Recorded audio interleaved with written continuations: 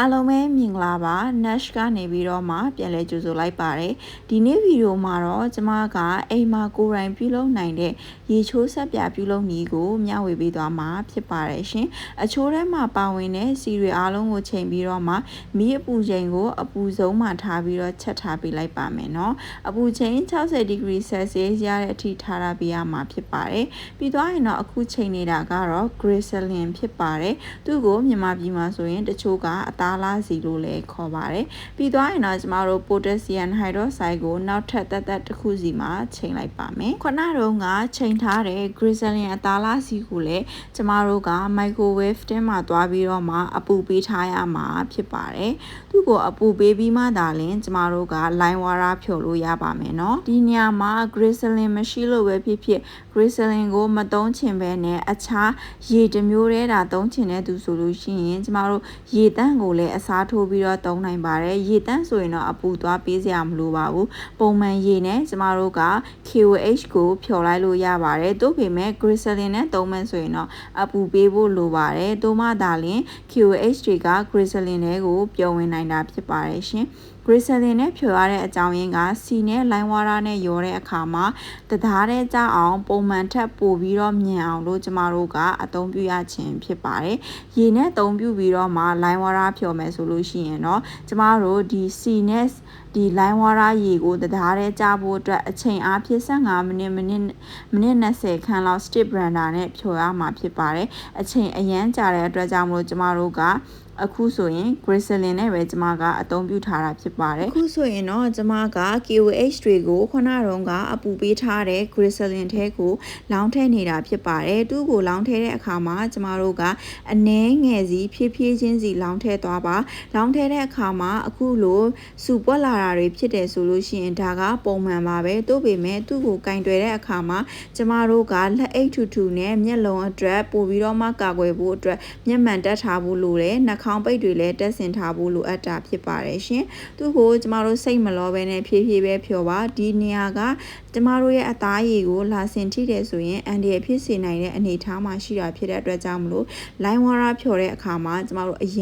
န်ကိုတတိထားဖို့လိုပါတယ် line water ကတော့အခုဖြော်နေတဲ့KOH နဲ့ Glycerin ကနေပြီးတော့မှဖြော်ပြီးရလာတဲ့အရည်ကိုဆိုလိုတာဖြစ်ပါတယ်เนาะဒါတွေကိုကျမတို့ထည့်ပြီးသွားပြီဆိုလို့ရှိရင်တေချာလေးအားလုံးပျော်သွားတဲ့အထိမွေပေးလိုက်ပါမယ်เนาะဒီနေ့လောက်တဲ့ဆက်ပြအရည်ပြုလုပ်နည်းကကျမတို့က ready made ဆက်ပြအနစ်တွေကိုဝယ်လာပြီးတော့မှအရည်နဲ့ပြန်ရောတာမျိုးမဟုတ်ပဲနဲ့အစားကနေအစုံဆက်ပြအနစ်ကိုလည်းကိုယ်တိုင်ပြုလုပ်ပြီးတော့မှကိုယ်တိုင်ပဲရည်နဲ့ပြန်ရောတာမို့လို့ကိုသုံးလိုက်တဲ့ပစ္စည်းကဘာပါဝင်ပစ္စည်းတွေပါတာလဲအသားရည်အတွက်ဘာအကျိုးပြုစေနိုင်တာလဲဆိုတာကိုသုံးတဲ့စီပေါ်မှာမူတည်ပြီးတော့မှကျမတို့အကျိုးသက်ရောက်မှုကိုခံစားရစေမှာဖြစ်ပါတယ်အခုပြုလုပ်တဲ့ဆက်ပြကိုကျမတို့အသုံးပြုမယ်ဆိုရင်ခန္ဓာကိုယ်6သွေးရှင်လုံးဝမဖြစ်ပါဘူးကိုယ်တိုင်ပဲပြန်ပြီးတော့မှစမ်းသုံးကြည့်ကြပါနော်အခုဆိုရင်စီလဲပူလာပြီဆိုတော့ခုနကကျမ Glycerin နဲ့ KOH ဖြော်ထားတဲ့ line water ကိုဒီထဲကိုလောင်းထည့်ပါမယ်။လောင်းထည့်တဲ့အခါမှာလည်းကျမတို့ဖြည်းဖြည်းချင်းပဲလောင်းထည့်ပေးရမှာဖြစ်ပါတယ်။ဒီမှာမပျော်သေးတဲ့ KOH အခဲတွေပါသွားမှာဆိုတဲ့အတွက်ကြောင့်မလို့ဇကာလေးနဲ့ခံပြီးတော့မှလောင်းထည့်ပါနော်။လောင်းထည့်ပြီးသွားပြီဆိုရင်တော့ကျမတို့နောက်တစ်ဆင့်အနေနဲ့အခုလောင်းထည့်ထားတဲ့line water နဲ့စီတွေကိုတသားလေးကြအောင်လို့ stick blender နဲ့မွေပေးရမှာဖြစ်ပါတယ်ဒီဆက်ပြအနစ်လုံးမယ်ဆိုလို့ရှိရင် stick blender ကမဖြစ်မနစ်အသုံးပြုရမှာဖြစ်ပါတယ်ပြီးတော့မှကျမအသုံးပြုထားတဲ့အိုးကဆိုလို့ရှိရင် slow cooker အိုးလို့ခေါ်ပါတယ်သူ့ကိုကြွေအသားနဲ့လှုပ်ထားတဲ့အိုးပေါ့နော်မီအေးလေးနဲ့ချက်လို့ရတဲ့ slow cooker အိုးကိုကျမကအသုံးပြုထားတာဖြစ်ပါတယ်ရှင်ကျမတို့ထမင်းချက်တဲ့ထမင်းပေါင်းအိုးနဲ့မတူပါဘူးเนาะအဲ့ဒါကိုထမင်းပေါင်းအိုးနဲ့မားနေကြတဲ့သူတွေရှိနေလို့ပါเนาะဒါက slow cooker အိုးလို့ခေါ်ပါတယ်ထမင်းချက်တဲ့အိုးမဟုတ်ပါဘူးเนาะ line water နဲ့စီရီတသားတဲ့ကြအောင်လို့ကျမက stick blender နဲ့အချိန်ကို10မိနစ်ခန့်လောက်ယူပြီးတော့မှပြုလုပ်ခဲ့ရတာဖြစ်ပါတယ်အကယ်၍မိမိမှာ stick blender မရှိဘူးဆိုလို့ရှိရင်တော့အချိန်တွေအရန်ကိုကြာသွားနိုင်ပါတယ်เนาะနောက်တစ်ခုအနေနဲ့ကတော့ကျမတို့ Glycerin မသုံးဘဲနဲ့ရေကိုပဲသုံးပြီးတော့မှပြုလုပ်မယ်ဆိုလို့ရှိရင်ဒီနေရာမှာကျမတို့က stick blender နဲ့မ နစ်20ခန်းလောက်မွေမှသာလင်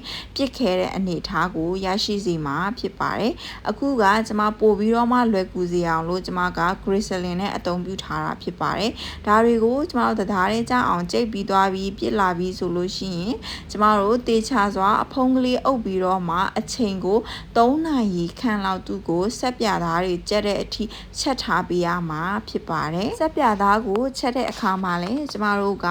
မီးအလဲအလက်လောက်ကိုပထမတစ်နာရီမှာထားပေးရမှာဖြစ်ပြီးတော့မှကျန်တဲ့2နာရီကိုတော့မီးအေးလေးနဲ့ပဲချက်သွားပေးရမှာဖြစ်ပါတယ်ကဲအခုဆိုရင်ကျမကအားလုံးကိုလည်းဖြော်ပြီးသွားပြီဆိုတော့ကျမတို့အဖုံးလေးအုပ်ပြီးတော့မှချက်ထားပေးလိုက်ပါမယ်နော်ဒီနည်းကတော့တုံညာကနေပြီးတော့100ရာခိုင်နှုန်းအထိဆက်ပြအရေးဖြစ်တဲ့အထိကိုကျမတို့ကိုယ်တိုင်ပဲ control လုပ်ပြီးတော့မှချက်ရတာဖြစ်တဲ့အတွက်ကြောင့်မလို့မိမိရဲ့ပါဝင်ပစ္စည်းတွေမှာဘာတွေပါလဲဒီဆက်ပြနှစ်မှာဘာတွေပါလဲအာနိသင်တွေကဘယ်လိုဖြစ်မလဲဆိုတာကိုကိုအသုံးပြုတဲ့စီပေါ်မှာအရန်ကိုမူတည်တာဖြစ်ပါတယ်ရှင်နောက်တစ်ခုအနေနဲ့ကဒီနီးမှာရလာတဲ့ဆက်ပြအနှစ်တွေကကျမတို့အပြင်မှာဝယ်တဲ့ဆက်ပြအရည်လောက်တဲ့အနှစ်တွေနဲ့အရန်ကိုမှကွာခြားမှုရှိတယ်သူကတဘာဝနီးဖြစ်တဲ့အတွက်ကြောင့်မလို့အမြုပ်တွေကတော့အပြင်မှာဝယ်တဲ့ဆက်ပြအနှစ်တွေလောက်တော့မများဘူးပေါ့နော်တို့ပေမဲ့ပြန်သုံးပြတဲ့အခါမှာအသားရည်6သွေးချင်းလုံးဝမဖြစ်စေပါဘူးဓာတ်မတဲတဲ့သူတွေအတွက်လည်းဒီနီးကပို့ပြီးတော့မှအဆင်ပြေစေတာဖြစ်ပါတယ်ရှင်ကဲအခုဆိုရင်တော့ကျမရဲ့ဆက်ပြသားလေးကကြက်လာပြီးတို့ပေမဲ့ကျမတို့အရည်နဲ့ပြန်ရောတဲ့အခါမှာဆက်ပြသားကြီးမကြီးသိဖို့အတွက်ကကျမတို့ရေတန့်အနှဲငယ်ယူပြီးတော့မှဆက်ပြသားအနှဲငယ်လေးနဲ့ရောပြီးတော့မှစမ်းကြည့်ပါနော်ပြီးသွားရင်တော့ကျမတို့ထားလာတဲ့အမြုပ်လေးတွေကိုအရက်ပြန်လေးနဲ့ဖြန်းကြည့်ပေါ့နော်အခုလိုလေးကြည်လေးရလာပြီဆိုရင်တော့ဒါကကျမတို့ဆက်ပြအရည်လုပ်ဖို့အတွက်ရေတန့်ရောလို့ရပါပြီရှင်အကယ်၍အခုလိုကြည်လေးမဖြစ်ပဲနဲ့အယောင်ကအနှဲငယ်နောက်နေသေးတယ်ဆိုရင်ကျမတို့ချက်ထားတဲ့ဆက်ပြသားက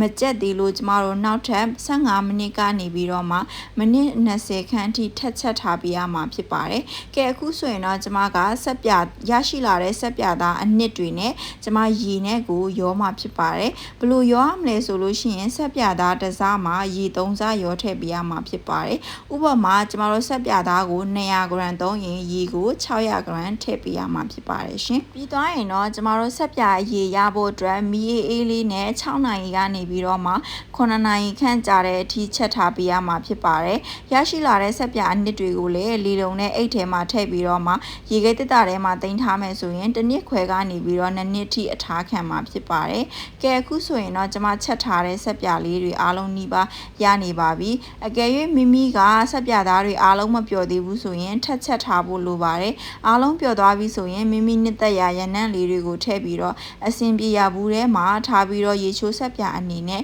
ပြန်ပြီးတော့မှအသုံးပြုနိုင်တာဖြစ်ပါတယ်ကြံရှိနေသေးတဲ့အနှစ်တွေကိုကိုကနေပြီးတော့မှရှော့ရည်အတွက်ပြန်ပြီးတော့မှအသုံးပြုချင်တယ်ဆိုရင်စပင်အတွက်အကျိုးပြုစေတဲ့အသီးရွက်တွေကိုပြုတ်ထားတဲ့အရေးဒါမှမဟုတ်ပို့ပြီးတော့တာရှည်ခံခြင်းတဲ့ဆက်ပြသားကိုလည်းပို့ပြီးတော့လှစေခြင်းနဲ့ဆိုရင်ဟိုက်ဒရိုဇောသုံးပြီးတော့မှလည်းဒီထဲမှာခေါင်းလျှော်ရည်ပြန်ချက်လို့ရတာဖြစ်ပါတယ်ခေါင်းလျှော်ရည်လုံနည်းကိုတော့နောက်ထပ်ဗီဒီယိုမှာကျွန်မအသေးစိတ်တစ်ခါထပ်ပြပေးပါမယ်အားလုံးအဆင်ပြေကြပါစေရှင်